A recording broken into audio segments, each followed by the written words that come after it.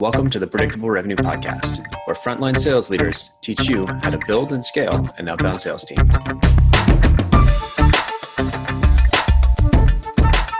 And we're back. We're here with Ryan Donohue, Sales Development Manager at Venminder, veteran sales leader, built 6 sales dev teams in 6 years, and is currently the GM of the Denver Enterprise Sales Meetup. How are you doing today, Ryan? Yeah, I'm doing well. Thanks. Awesome, man. Let's dive in. So tell me about, what's the one thing that you do that you feel has made the biggest contribution to your success as a sales leader? Yeah, so I feel like that's kind of a combination of 2 different things. And the biggest thing I started doing was trying to gather as much information as I could, so learn as much as I could about what I was involved with. So when it was inside sales, I was trying to learn about inside sales and how do inside sales people who are successful do it. When I started running SDR teams and building SDR teams, it was who's built SDR teams? How did they do it? Reading as much as I could about them. And, trying to gather as much information. LinkedIn is a great source. I get a lot of information from LinkedIn. I see a lot of good stuff on Twitter. And as a result of that, of the social networks, I started reaching out to people who had done it before me or who I was reading their stuff from and asking them, hey, can I learn a little bit about what you did? For instance, when I took over the sales development team at one of my companies, when I first started managing a sales development team, I hit up Ken Krogh on LinkedIn and I said, hey, man, really love your stuff.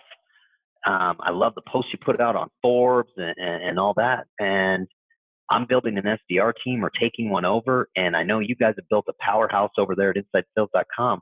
Would you mind if you could spare a couple hours? You tell me when and where. I'd love to pick your brain. And he was like, why don't you come to our office and spend the day? So I got to go spend the day at InsideSales.com and sit with their VP of Business Development, their head of Inside Sales.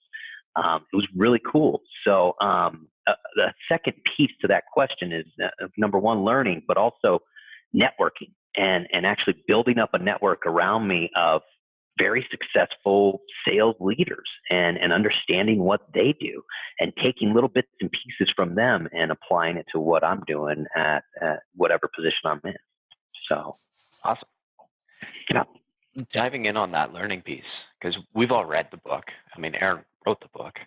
So can you share a couple of things that you've learned with the audience, since Predictable Revenue, some things that you've tried with your team that have, maybe worked or haven't worked?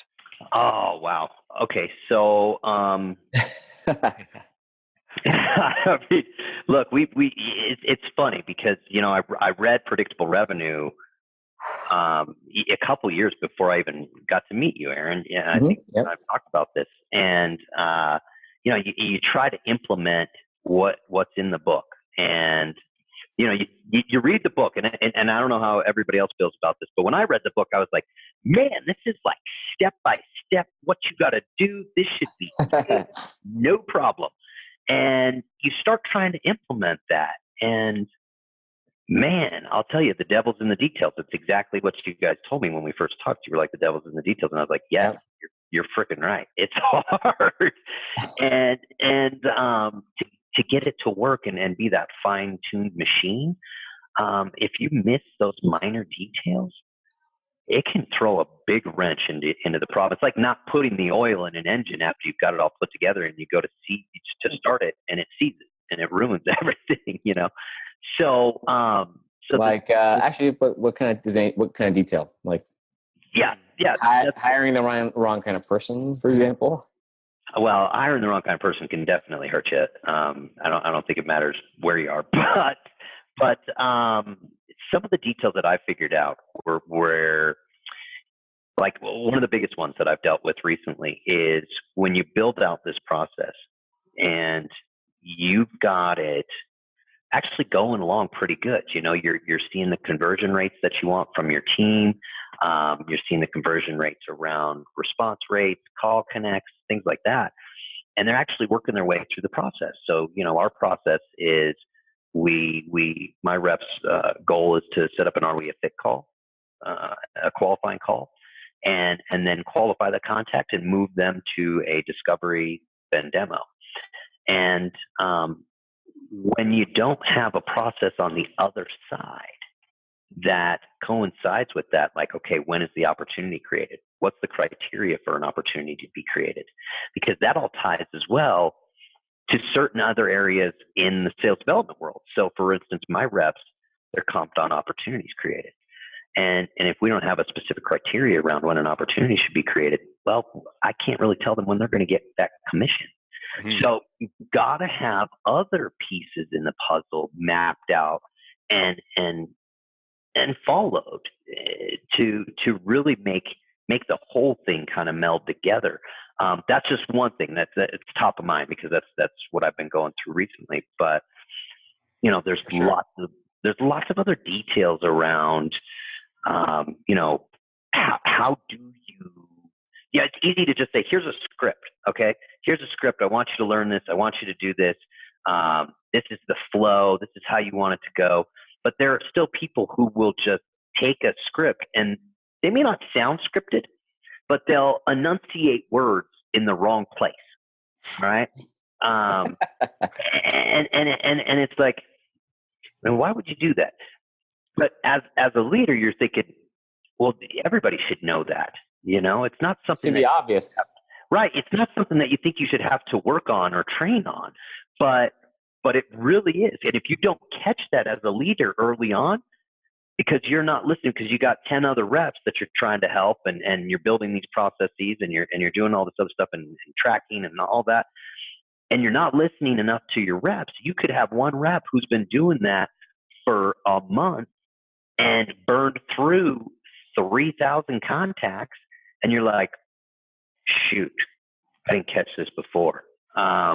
And you're set back a month, Mm-hmm. So. Yeah. You mentioned sort of a great point. I mean, I think I probably made that mistake many, many times myself. Yeah. One of the things you mentioned off the top was sort of mapping out your pipeline. For the sake of the audience here, can you walk us through step by step how you guys see your pipeline? What are the steps? What do you like to see convert? What are the like a snapshot of your funnel.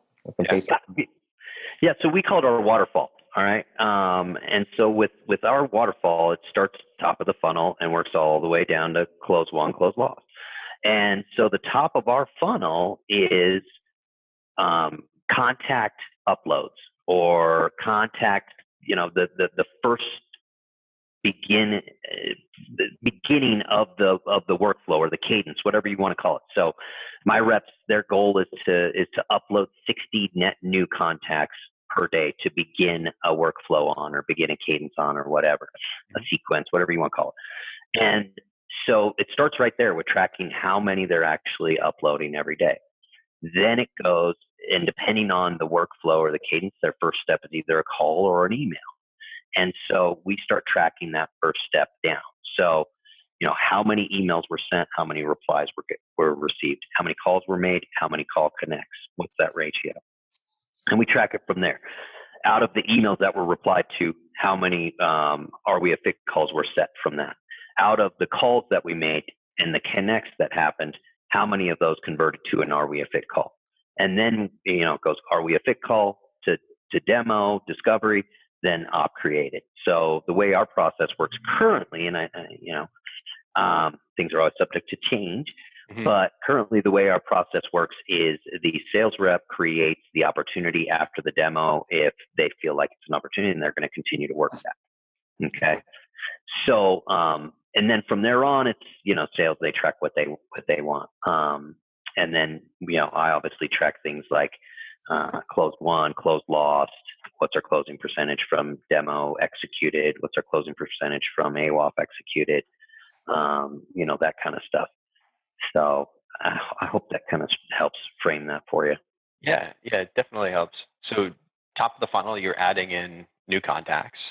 Then they basically, they're running your playbook, right? And their goal is, their email and phone and maybe some social activity. The next step there is what? They're basically setting up the AWAF calls? Correct. And who's running those AWAF calls? So the SDRs are running those AWAF calls. Mm-hmm. Gotcha. Are we a fit calls? Are we? Do you have a goal for how many they're supposed to set up per week or month? Yeah, so we have our goals. Our goals around our We Have Fit calls are 10, 10 per week. Sorry, let me rephrase that. 10 a month. That wouldn't be that much, unless you're enterprise. Depends on the market, yeah. Yeah, I was gonna say, unless you're enterprise. I got some clients who'd love 10 a month. Right. Tell them to call me. No, I'm just kidding. But no, so it's 10 a week, 2 a day. And then what I really keep track of though are the executed. Okay, so what I wanna really track are executed meetings. Okay, because quite frankly, my reps, you could have a rep, and I learned this too, early on, because all we used to track was meetings booked. All right, so not meetings completed or executed. Correct, meetings executed. And I hear this a lot. I mean, I was actually just reading a post, a really good post, really great post by an SDR leader who was like talking about how they changed things, in the fourth quarter or the third quarter from the way it was previously done. And he said, this is what we track, and we track meetings booked, and we converted our meetings booked to this and that. And I'm like, okay, cool. What I learned early on was when I was tracking just meetings booked, I would get a rep who I thought was awesome. They'd book 30 meetings, and I was like, man, that rep kicks butt. But they'd only have like maybe 4 or 5 opportunities created a month from their activity. And so I'm thinking to myself, what's going on, man? Is it the sales team? Are they horrible? What's really going on?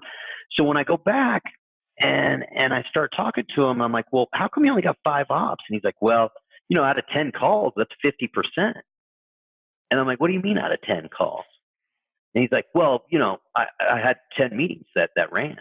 I said, well, what happened to the other 20? You set up 30. And he said, well, they canceled, or they were being rescheduled or whatever. And I'm like, yes.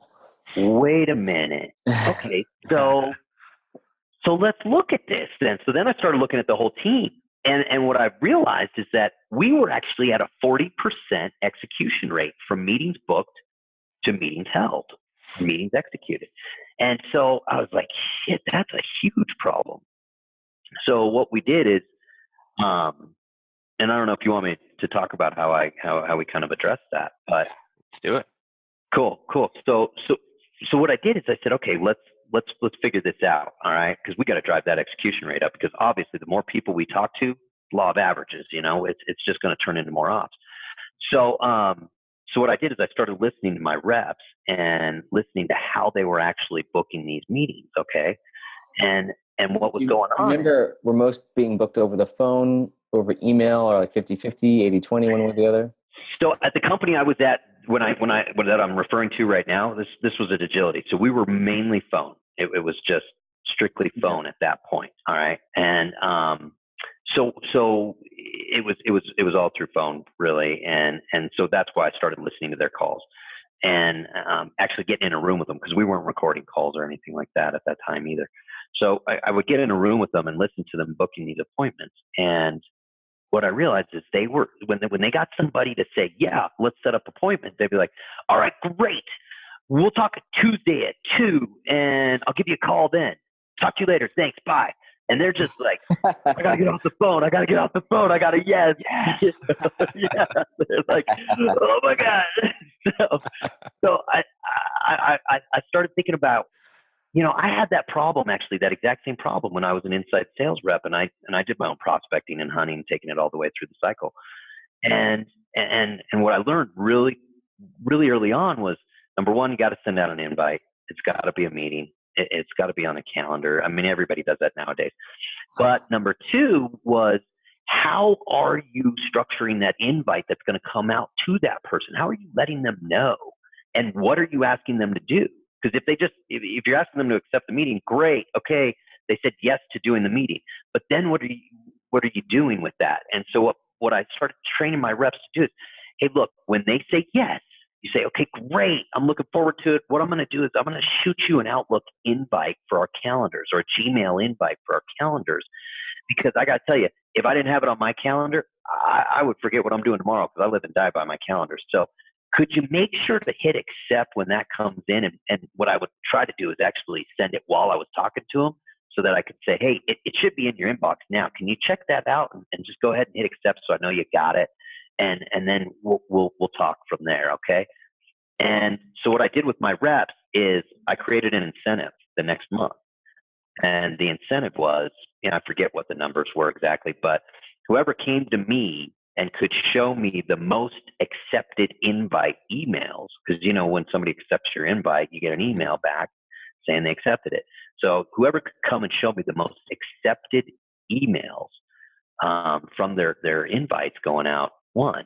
And I had reps that were calling people that they had scheduled an appointment with 2 days after they had scheduled that appointment because they hadn't gotten the accept yet. So they were calling them to say, hey, can you go back and hit accept on that invite just real quick? So, it drove our execution rate. We went from 40% to 95% the next quarter. Wow. That's a huge jump. Yeah, it was massive, and it was great though. It drove a lot of activity for the team, and it also boosted a lot of confidence. When you can take conversions from where they were to that, the team just gets this energy, this like, yeah, we got this, this confidence, and so it was a lot of fun. It was a lot of fun. Cool. It kind of goes back to the whole detail thing though too, paying attention to the details. Mm-hmm. I would have been super duper impressed at even beyond 95%. If you're able to get 105%, that would have been impressive. Yeah, if we got some inbound leads that skip the AWOF step. Yeah. Things happen. We booked. Like, whoa. Yeah. We violated Einstein's principles of relativity. Right.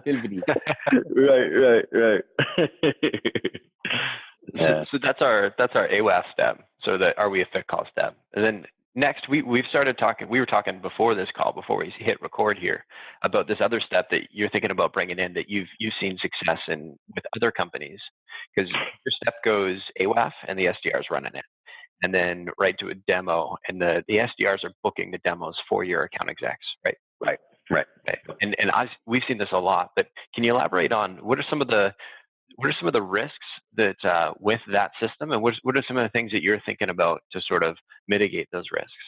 Yeah, good, really good topic, by the way, and I think a lot of businesses are actually moving to this style, and they should be, rightfully so. It's just how and when do you do it, and how do you actually execute on it properly, which I think is always the biggest conundrum. Yeah. But so we run an AWOF call, all right, and so we are asking qualifying questions to essentially qualify the contact and the account to make sure that it is going to be a valid prospect for our sales reps to talk to, but also to build that interest and to spark that kind of, yeah, you know what, we could actually use you guys, so that we're passing over people who want to hear more from one of our sales reps.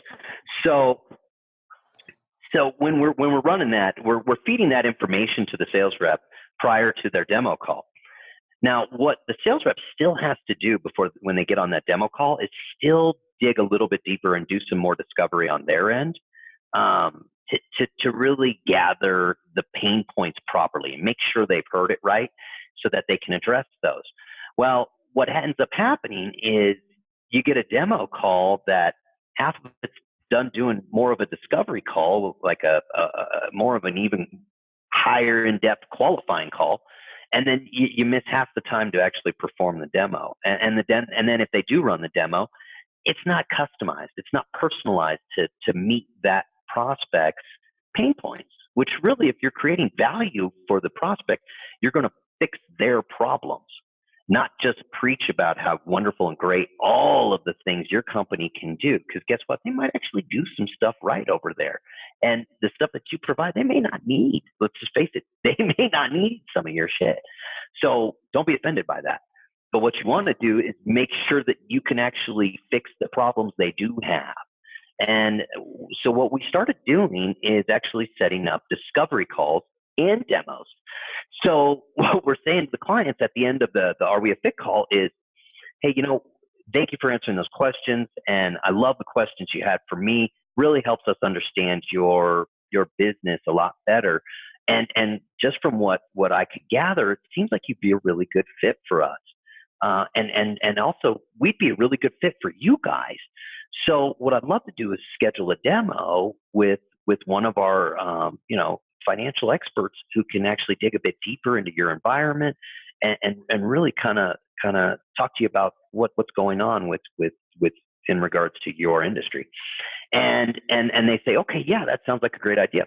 And then we say, okay, great. So we schedule the demo, and then we go, oh, by the way, that expert would really like to spend maybe just 10, 15 minutes with you before that demonstration so that they can tailor the demonstration to really what matters to you. So do you mind if they give you a call like maybe the day before or 2 days before the demo and just kind of ask you a few more questions?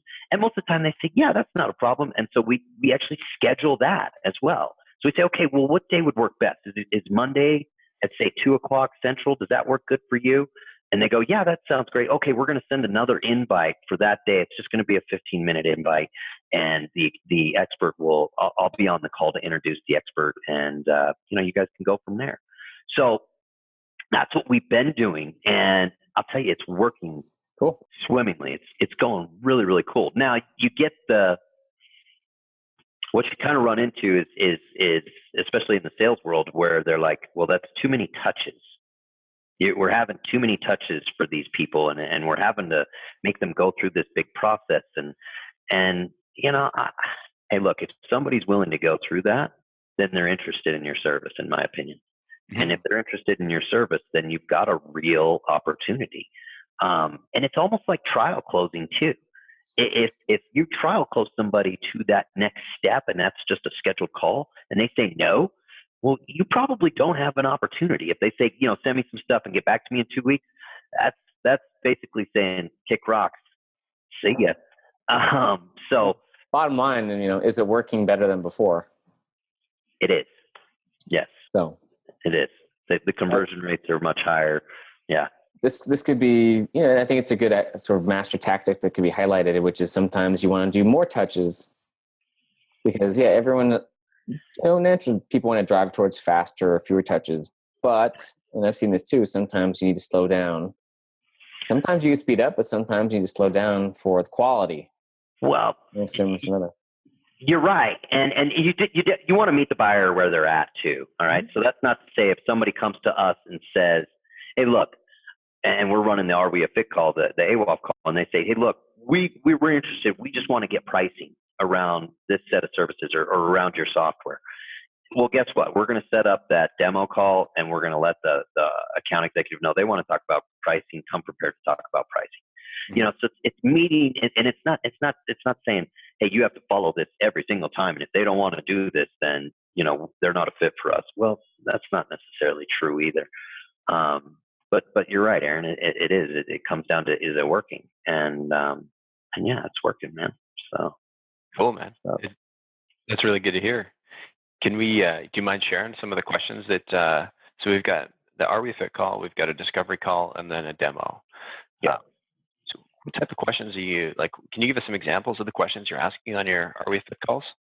Yeah, sure. So let me kind of frame this. So the company I work for is called Venminder, and what Venminder does, we're really the leading expert in vendor management services and software for financial institutions primarily right now, because they're the ones who are, they're heavily regulated and audited by the federal government, the NCUA, the FDIC. So they have examiners in their buildings at least once a year, and a part of that due diligence that's done by the examiners is around vendor management. Mm-hmm. And how are they managing their vendors? How are they keeping up with the risk on their vendors? So to really understand all that, it takes a lot of work, and it almost takes depending on the size of the business, the financial institution, it takes teams of people versus. Sometimes it's the person who missed the board meeting that week, and guess what? You got vendor management on your plate now. So, yeah. But so what we do is we help businesses with vendor management. So when we're running an Are We a Fit call, We ask questions around, hey, so are you the person who handles vendor management solely, or are you a part of a team there, a part of a committee? Does IT have a say-so in it? Do you guys have a team that then reports up to the board, and the board approves these things, on the third week of the month, like most boards meet? Really just kind of helping us map out their process, but make sure we're also talking to one of the decision makers, if not a change agent. Okay. Another question we ask is, and this is more of a qualifying question around what type of services we can offer them, but how many critical vendors do you have? Because in the financial industry world, they rate vendors by criticality, high, medium, and low, and examiners really pay attention to those high critical vendors. And so if they have 20 to 30 critical vendors, well, guess what? They got a lot of work on their hands, and that's where we can come in and relieve some of that workload, and then actually centralize the workload and report on it, everything through our software, which is really, really cool. The examiners love it. So knowing those types of asking those types of questions and knowing those answers really helps us kind of frame the call a little later on, but also gives so much great information to our account executives if and when it gets to that point. Cool. How long are those calls, your AWAFs there? Our AWAFs are typically between 10 to 15 minutes. I mean, some of them will go 20 minutes if we got somebody who's really like, hey, yeah, we want to talk about this stuff. But literally, they're typically right in between 10 to 15 minutes on average. Yeah. Gotcha. What if if someone asks about pricing on that call? Yeah. How do you guys handle that? Great question, Aaron. Because here's the thing: a lot of the reps, they always get freaked out at first. They're like, well, what if they ask me this, or what if they ask me that? How do I handle that? I don't know. I don't know. I'm not a sales rep. And Ryan, you told me that I have to separate prospecting from selling, so I can't sell. I got to prospect. And I'm like, yes, you're exactly right. And this is the beautiful thing about AWAF call. When somebody asks you a question that you don't know the answer to, you don't have to. And here's the reason why. Because that means that they're actually interested in learning more. And when they ask something like that, all you got to do is say to them, you know what? That is a really good question for my expert. Is that something you wanted to dig in a little bit deeper about? Because I'd love to set up that time with them. Because, based on my research and the questions I asked you previously, it sounds like we'd be a good fit. And you guys would be a good fit for us. So you just turn it around into a positive. And it's like, man, it really sounds like, you've got some interest here. Let's get you to the right people who can really dig in. I mean, I could tell you, but I wouldn't do it any justice because they'd be able to really dig into the details much better than myself because they deal with folks like you all day long. So just training them to not be afraid to take those questions and not actually give the answer and have to know everything, because you don't. I mean, I get asked stuff from my boss all the time, and sometimes I don't know the answer. So I got to kind of... Sometimes. Hey, do not. You've been in my meetings, haven't you? But you gotta figure that way out. But you can't be afraid to not know the answer either. So just sort of pulling on that thread, how do you plan out the AWAF calls a little bit? Like, here's some of the things that you might encounter, and sort of here's how you can handle that. How do you guys do that? How do you handle that? Yeah, so we do a lot of one-on-one training when they first come on board. We do some role playing. We actually created an Objections Playbook. So we have our SDR Playbook that walks through all of our steps, all of our tools. How do you, if you get this response, what do you do in the system, and how do you record that? It walks. I mean, I can literally hand a new rep, our playbook, and say, come back to me in a week and you're going to know how to do your job. Cool. Now, I might get the rep who comes back and, says, how are you? And enunciates in the wrong area. But, but they'll know what to say. But now, and at the end of that playbook is our Objections Playbook. So we write down every question we get that we haven't already heard before. So we just continuously add to the Objections Playbook, and we have a quarterly meeting, my SDR team and myself, where we go over the playbook at the quarterly meeting and we say, okay, what do we need to take out? What's not working? What's been used and abused? What do you guys think sucks? Let's take it out. And then what do we need to add? What has been working? What have you guys found out that's really kind of something we need to, shout out from the rooftop? And then as a part of that is what new objections have we heard? And so we practice that Objections Playbook. Cool. Yeah. That's awesome, man. Super valuable. Yeah. Cool. One thing that I think I didn't do enough when I was selling was getting that sort of preparation around objection handling. Yeah. It's tough. So that's your AWAF call. The next step is discovery call. So if that's what you're covering on the AWAF, and maybe they have some questions. You've set up the demo for a period sometime in the future. What's going on in this discovery call? Yeah. So in the discovery call, the reps are, number one, they're building some rapport. All right. So, I mean, that's just key right there, is they're building some more rapport with the prospect. And actually not more, this is the initial call with the AE and the prospect. So this is really them introducing themselves. And they're just learning more about the contact as well. So they're learning around, what exactly makes this contact tick. So they're asking questions like, so as far as your process goes, how did you get into vendor management? How did that become your department or your area of what you handle? And, what do you think? I mean, what do you think about the new rules set down by the FDIC that came out last month? I mean, just talking shop, really. And then digging into the questions that were asked at the AWAF call and the answers that were given. So you told me that you guys had 25 critical vendors. Tell me, I mean, that's quite a lot of critical vendors. How many actual vendors do you have? Questions like that, just kind of structuring that and digging out more of those pain points that they think they're having. And then what they're doing with that is taking that information to the next step, which I don't want to jump ahead if that was going to be your next question, but which is, hey, so what do you do on the demo? Well, you take the information from the AWAF and discovery and you tailor that demo to hit home and drive home the services and the pieces of the software that fix those problems. Yeah. What do you see generally? There's AWAF, break it out, AWAF call, the RWA fit call, discovery demo. The most common mistake on the AWAF calls, common mistake, discovery, common mistake, demo. That you keep having to fix people with, or that's okay. So the most common mistake that I probably see is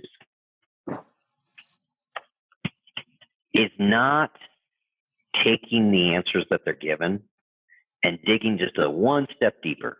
Okay, so you can write out a script for anything and everything. Okay, you can do that, whatever. But it takes somebody who's a little bit more intuitive to really kind of take that and own it and glean more stuff out of people when you're just getting. So for instance, let's say you're asking questions to somebody on an RWA call and all you're getting are yes and no answers. Yep. Are you the person who's in charge of the vendor management? Yep. Okay. Next question.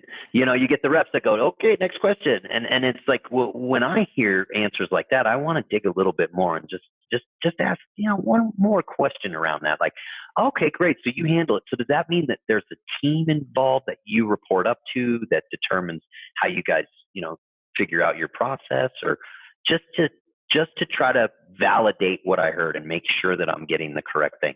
So I feel like a lot of times reps will follow the script, follow the process, and not dig deep enough when they're not getting really the answer they're trying to get.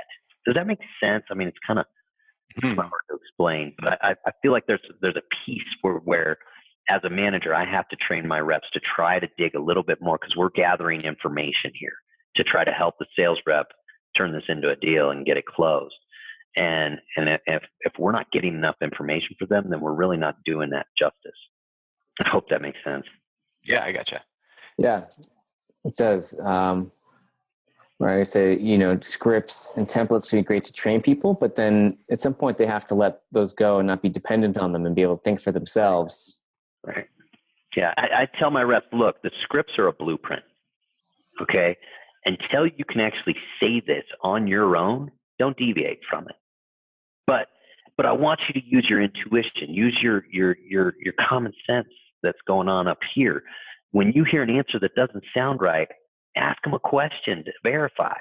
Okay, there's nothing wrong with that. You can deviate from the script all you want, but the script is really a blueprint for you to follow to help guide you through the call. Yeah, at the end of the day, you're just having a conversation with somebody. Exactly right. At the end of the day, you're just having a conversation. You just want to have fun. Cool. So, what are some common challenges on discovery calls that you've seen? Some like those are the AWAFs, or is that across? Is that across the board?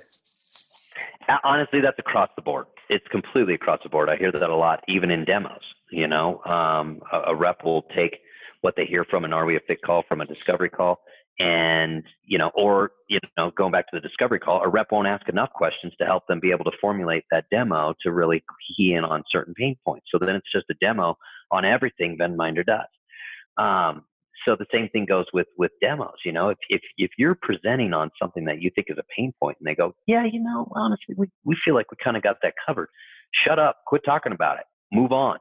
Or verify what you thought you heard before, which was, hey, that brings up a good question then. I heard before you were talking about this, so I kind of figured this was something you guys might have been having a problem with. Correct me if I'm wrong, but how do you guys address that? So it's listening, man. Sales is listening. I have a question switching directions a little bit because I think we're starting to run short on time. So you've hired a lot of new people and inherited some others. What are the things that, clues that they strike you where like, okay, this person is just not going to work? Biggest thing is organization. If they're not organized, man, I don't care what tool you get. It could be the tool that all they have to do is come in the morning and hit the button and it does it for them. They're going to screw that up. And I've learned this the very hard way because I'm a sales guy. I started out in sales. I'm a sales guy. So when somebody comes in an interview and we're just rapping back and forth and I'm like, man, this person gets it. They get sales. They know how to have a conversation. It's great. They're going to be awesome. And they get in and, they've got, after their first week, they've got 3 different legal pads over here, 5 behind the desk. And they're like, hey, boss, I can't find these contacts that you told me where they were in Salesforce. And it's like, dude, we created a list view for you. They're right there. Organization, it's a big deal. And then the second thing is, and this kind of dovetails off of organization, but that's time management.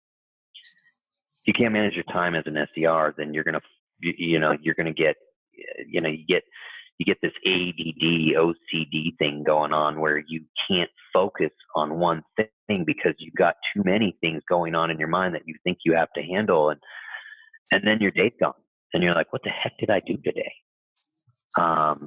So those are really, really big things: organization and time management. Very cool. We got two sort of questions left here. One's a 2-part question, but I'm gonna save that. Really, there's 3 questions. Yeah. So I wanted to say 2.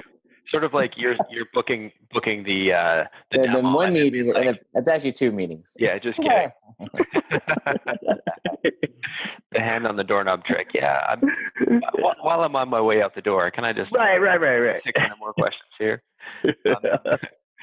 Earlier, when we were talking about your pipeline, you said 60. Your guys are in charge of 60 uploading 60 new contacts a day. Right. Can you walk me through the life cycle of one of those contacts? So, like, what happens? So he's on your list using whatever tools you guys are. Like, what are the steps? What are the processes? What are you guys? What's really working for you? Yeah. So on our process is we do a 12 by 21 for our outbound. So it's 12 touches in 21 days. And it's spread out between, phone, ghost dials, leaving voicemails, emails, all that kind of jazzy stuff. And what, obviously what we're trying to do, and I know a lot of people out there are still saying, hey, look, the whole refer me bit is over. It doesn't work. I don't care what anybody says. It works. It still works because not a lot of people are doing it. And the reason I think people are saying that it doesn't work is because all they're doing is emailing. And I'll tell you what, if that's all you're going to do, you're cutting out at least 50% of the possible appointments you could set or contacts you could connect with. Mm. And you two know, I mean, we've talked about this in the past. I'm a big believer in the phone as well. Yeah, us too. Yeah. And so it just drives me nuts to hear that stuff, because guess what? When you call somebody and you say, hey, I was just, you play like Columbo and act a little lost. Could you direct me in the person who's in charge of da-da-da-da-da-da?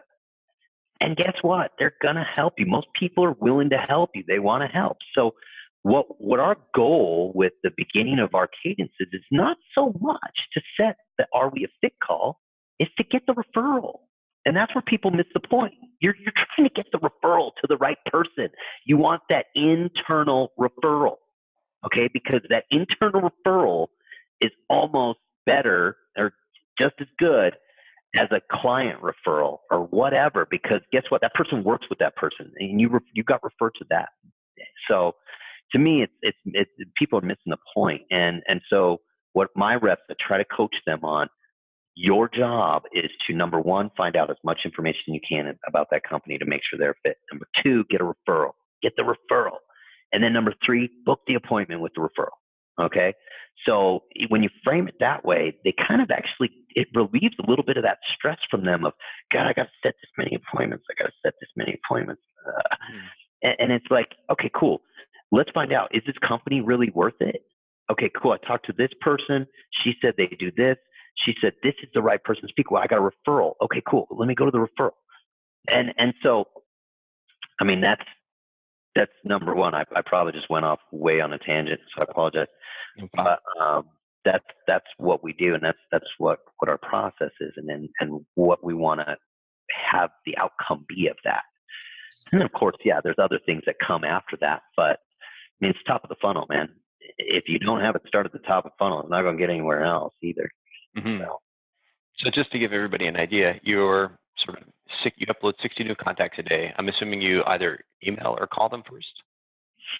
Well, so that's a really good question. So I let my reps create, I give them a standard workflow, cadence, whatever you want to call it, that we've created, that we've seen success from. And that's one that they have to begin working out of. After they've been here a while, I let them create their own cadence and start actually trying out new techniques, mm-hmm. New sequences, because I want them to use their creativity, man. I mean, I didn't hire them because I think they're lemmings and they should just do exactly what I say when I say it, because I'm the king and I know exactly. Because bullshit, I don't know everything. I don't. And I thought we'd already established that. But they come up with some really creative stuff, man. I love what they come up with, and so they feel they take some ownership on that too. They really actually take some ownership to that. But it also teaches them how to start tracking and making sure that they're getting the conversions they want to see, and should they scrap that? Should they stop using it? And we go over that stuff too together, but it's really cool. So yeah, they have so many contacts that I want them to shoot for, to load up every day. Mm-hmm. And then it depending on the cadence of the workflow, it's either a call or it's either an email. And then we track that as well, but it just depends. So just give me like a day in the life of an SDR. So 60 a day. How many calls do you think they're doing every day? So they're doing anywhere between, I'd say right around 50 to sometimes 100. And it depends on how many people they're actually removing from the workflow at a time as well. Okay, so if they're calling into a company and they've got 3 contacts that they've been trying to work within that company, and they actually get a hold of the right person, they either book the meeting or whatever, they need to take out those other 2 contacts. So that removes 2 contacts right there. So that's dropping that number. So like I said, it can get anywhere from, like I said, 50 to 100 dials a day. And then sending emails on top of that too. But again, with our dials, because I've talked to, with new reps and they're like, oh my gosh, 100 dials a day. And I'm like, first of all, you don't know what it was like back in the day, kids. But second of all, with the tools you have these days, it's so much simpler to get that done and be effective too, not just pounding away trying to get through your list, but actually be effective and pay attention to what you're doing. And there are certain steps within that cadence that you don't leave a voicemail.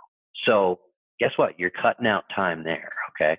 Mm-hmm. And then most of the time we hit 0 and go back to the receptionist on our first step, on our first call step.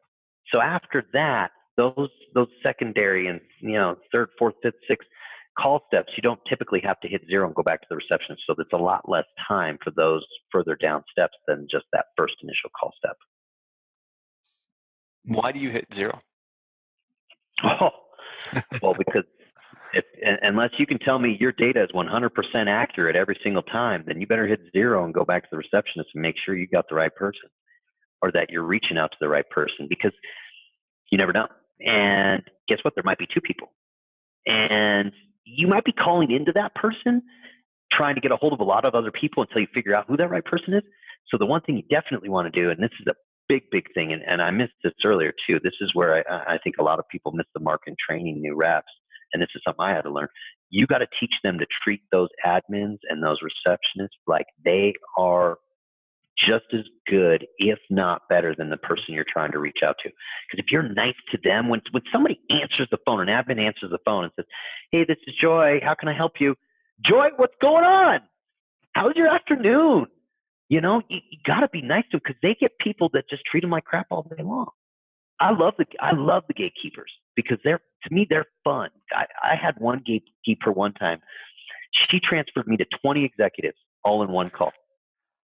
And at the end of that call, she said, man, I'm really helping you out here. I said, you are. And I said, where? I said, next time I'm in Chicago, we need to get together, because I got to buy you a drink. You have been helping me out. And but it's because I was nice to her, and she was like, I'll help you. I'll help you get to the right people. Let's see what hopefully we can get somebody that picks up. I mean, she was rooting for me, awesome. But it's because I was nice to her, and so too many times you get prospectors who just make calls and they get bored with their job. They get monotonous. So they sound that way on the phone. They're just like, yeah, hi, it's Jim. And the receptionist is like, well, who is this? They're not nice, because they know right then and there. That's a telemarketer. Yeah, be nice to Joy. Come on, guys. Yep, it works. Yeah. Don't be afraid of the gatekeeper. They can be your best friend. Totally. Yep. So, I think we sort of covered the interim question I was going to ask, which is some of the advanced tactics that you'd recommend here. So let's jump to the last question, which is, what's one piece of advice that you'd give somebody that's just starting out with a new team? A couple things. Tracking, number one. How do you track? We kind of covered this a little bit earlier. Do you track scheduled? Do you track executed? Make sure you're tracking the right things to help you coach your team. Yes, executives want their numbers and they want to see their conversion rates and whatnot. Cool, meet their needs.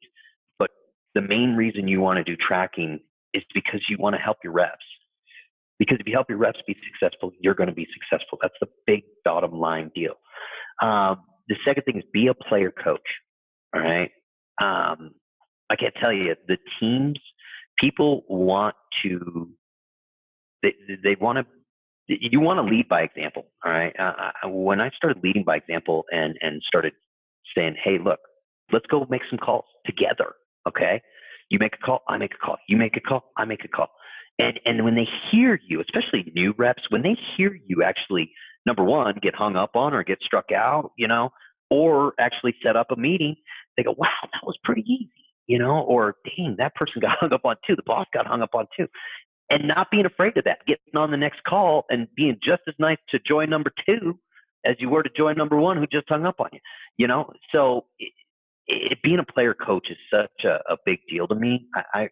I've always, this is maybe just my own personal opinion, but I've always respected the people who are in my leadership roles, who have gotten in the trenches and shown me how they do it, because that's where I learn the most, you know? Mm-hmm. So those would be two of the big things for me. Right on. I think that's awesome, and that's a great spot to end. So, Ryan, want to thank you for coming on the show today. This has been a fantastic opportunity to learn from you and some of the tactics you picked up on the front lines. Yeah, thanks, man. I appreciate it. Thank you guys for having me, man. It's always fun talking shop with you too.